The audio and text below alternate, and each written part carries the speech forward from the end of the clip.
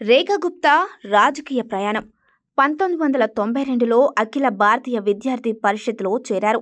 1995 నుంచి 96లో ఢిల్లీ విశ్వవిద్యాలయ విద్యార్థి సంఘం కార్యదర్శి అయ్యారు.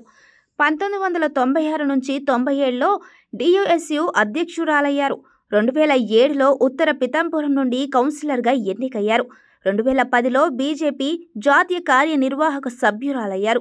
2022లో ఢిల్లీ మున్సిపల్ కార్పొరేషన్ మేయర్గా పదవికి బీజేపీ అభ్యర్థిగా ఎన్నికయ్యారు.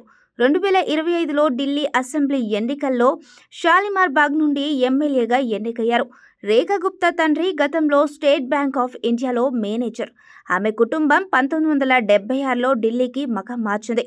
రేఖా గుప్తా తన మొత్తం విద్యను ఢిల్లీలో పూర్తి చేసింది. ఈ సమయంలో ఆమె ఏబీవీపీలో చేరి రాజకీయాల్లో చురుగ్గా పాల్గొన్నారు. ప్రస్తుతం రేఖా గుప్తా పేరు రాజకీయ వర్గాల్లో జోరుగా చర్చనీయాంశం అవుతోంది. ఎందుకంటే ఢిల్లీ ముఖ్యమంత్రిగా దివంగత మరియు మాజీ విదేశాంగ మంత్రి సుష్మా స్వరాజ్ తరువాత బీజేపీ నుండి రెండవ మహిళా ముఖ్యమంత్రి రేఖా గుప్తా. రేఖా గుప్తా 1974లో జింద్ జిల్లాలోని జులానా ఉపవిభాగంలోని నంద్ఘడ్ గ్రామంలో జన్మించారు.